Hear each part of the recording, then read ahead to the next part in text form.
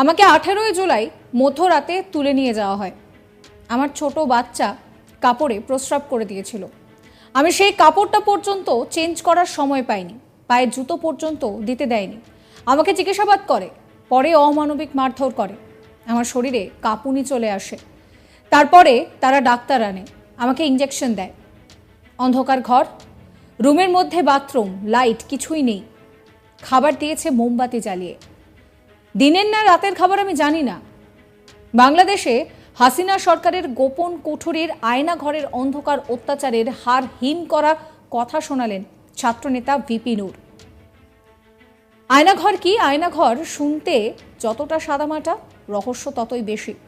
শেখ হাসিনার আমলে তৈরি এই আয়নাঘরে মানুষকে লুকিয়ে রাখা হতো। এখানে কোনো আলো বাতাস ঢোকে না, সারাক্ষণ ফ্যান চলে।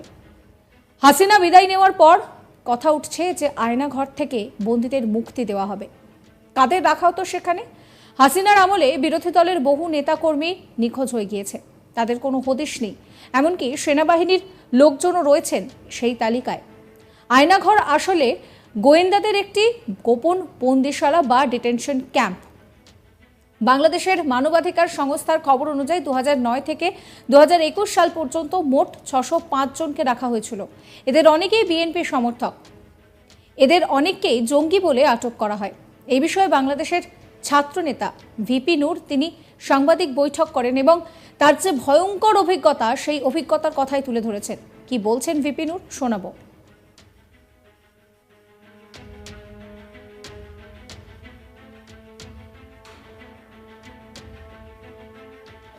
আমাকে 18ই জুলাই ভোর রাতে বা মধ্যরাতে 3টা কি 3:30টার দিকে আমাকে তুলে নিয়ে যাওয়া হয়। আমি তো আমার ছোট বাচ্চা আমার কাপড়ে প্রস্রাব করে দিয়েছিল, আমার কাপড়টা ভিজা। আমি বলেছিলাম যে ভাই আমি কাপড়টা চেঞ্জ করে যাই। চিলে যেমন শিকার করে ঠিক অমনিভাবে গেঞ্জি এখানে আমাকে একেবারে চ্যাংদোলা করে আমাকে টেনে হিসছে নিচে নামালো। আমার বাচ্চা প্রস্রাব করা কাপড়টা পর্যন্ত আমাকে চেঞ্জ করতে দিল, আমার পায়ের জুতাটা পর্যন্ত আমাকে নিতে দেয় নাই। কিন্তু গাড়িতে উঠেই এই জম টুপি বলে যেটা, কালো টুপি পরাইলো, হাই সাউন্ডে মিউজিক গাড়িতে, অর্থাৎ আশপাশের কোনো শব্দ টব্দ আমি শুনতে না পাই। তারপরে রাতেই নিয়ে গেল, নিয়েই চোখ মুখ বেঁধে জিজ্ঞাসাবাদ এবং সেই সাথে অমানবিক, মানে বলতে পারেন যে আপনার অমানবিক মারধর করে। এক পর্যায়ে আমার শরীরে কাঁপুনি চলে আসে, আমার মুখ দিয়ে লালা বের হয়ে যায়। তারপরে তারা ডাক্তার আনে। তাদের সিস্টেম কতটুকু মানে মানসিক নির্যাতন করার জন্য উন্নত সিস্টেম, এই নির্যাতনের পরে তার ডাক্তার আনে। ডাক্তার চোখ বাঁধা আমাকে ইঞ্জেকশন দেয়। আমি ইঞ্জেকশন দেয় কিসের ইঞ্জেকশন? এটা কি ভালো না মন্দ, না এর সাথে কোনো জীবাণু ঢুকিয়ে দিচ্ছে আমি তো জানি না। আমি চোখটা কাপড়টা একটু সরিয়ে ভদ্রলোককে দেখার চেষ্টা করেছিলাম, সে খাপ করে আমার হাত ধরে ফেলছে। ওনারে কথা বলতে বলতে জিজ্ঞেস করলাম, উনি বলে আমাকে মাঝে মাঝেই এরকম আনে।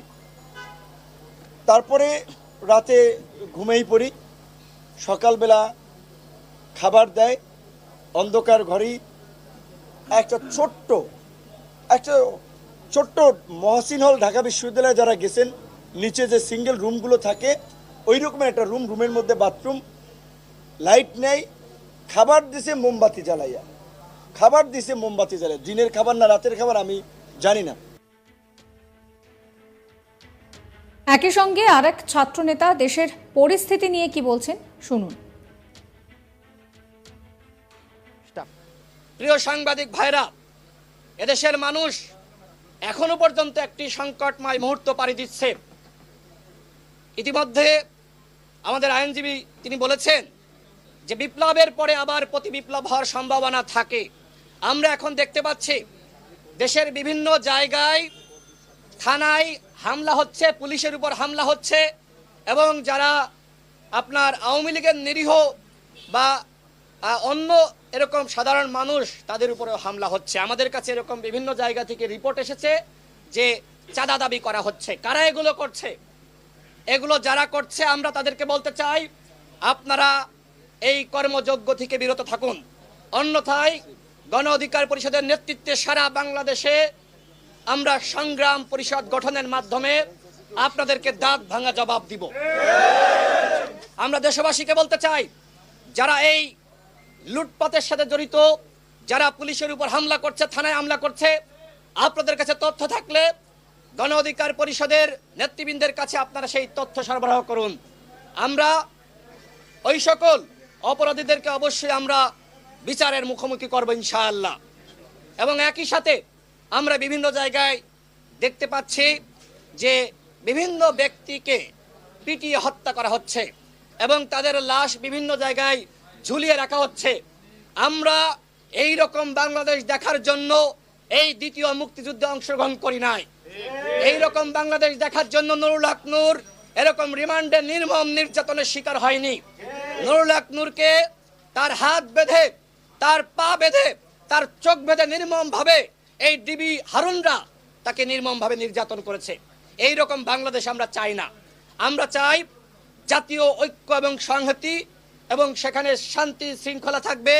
দেশের জনগণকে সকলকে সাথে নিয়ে আমরা এই দেশকে এগিয়ে নিয়ে যেতে চাই। আমি এ পর্যায়ে গণ অধিকার পরিষদের পক্ষ থেকে আমাদের কিছু দাবি উত্থাপন করছি। প্রথমত, নির্বাচন কমিশন থেকে শুরু করে সাংবিধানিক প্রতিষ্ঠানগুলোকে সাংবিধানিক কমিটি গঠন করার মাধ্যমে সংস্কার করতে হবে এবং দলীয় ও স্বজনপ্রীতির মাধ্যমে যে সকল কর্মকর্তাদেরকে প্রধান নির্বাচন কমিশনার থেকে শুরু করে এরকম বিভিন্ন সাংবিধানিক প্রতিষ্ঠানে যাদেরকে নিয়োগ দেওয়া হয়েছে, এই সকল কর্তা ব্যক্তিদেরকে চাকরিচ্যুত করতে হবে এবং তারা যে অন্যায়ের সাথে জড়িত, যারা 14 সালে, 18 সালে, 24 সালে এই ধরনের অবৈধ নির্বাচন থেকে শুরু করে এই সরকারকে ক্ষমতায় রাখার জন্য বিভিন্নভাবে এজেন্ডা বাস্তবায়ন করেছে, তাদেরকে চাকরিচ্যুত করে তাদেরকে বিচারের মুখোমুখি করতে হবে। পুলিশ, র্যাব, বিজিবি, গোয়েন্দা সংস্থা সহ প্রশাসনের যারা গুম, খুন ও সাম্প্রতিক গণহত্যার সাথে জড়িত তাদেরকে চাকরিচ্যুত করে বিচারের মুখোমুখি করতে হবে। আমরা ইতিমধ্যে দেখতে পেয়েছি যে প্রশাসনের কতিপয় ব্যক্তিকে সরিয়ে দেওয়া হয়েছে। এই কতিপয় ব্যক্তিকে সরিয়ে দিলেই হবে না, এরকম হাজারো ব্যক্তি রয়েছে বিভিন্ন জেলা, উপজেলা এবং ঢাকা শহরে, তাদের প্রত্যেককে সরিয়ে দিতে হবে। অন্যথায় এরা যদি প্রশাসনে থেকে যায় তাহলে আমরা যে রাষ্ট্র সংস্কারের কথা বলছি সেই রাষ্ট্র সংস্কার কখনোই সম্ভবপর হবে না। আয়নাঘর সহ যে সকল জায়গায়, যে সকল বন্দিশালায় ভিন্ন মতের মানুষকে গুম করা হয়, এই বন্দিশালাগুলোকে ধ্বংস করতে হবে এবং বিশ্ববিদ্যালয়গুলোতে দলীয়। সাবস্ক্রাইব করবেন আজ তাক বাংলার ইউটিউব চ্যানেলকে, ফলো করবেন হোয়াটসঅ্যাপ চ্যানেলও।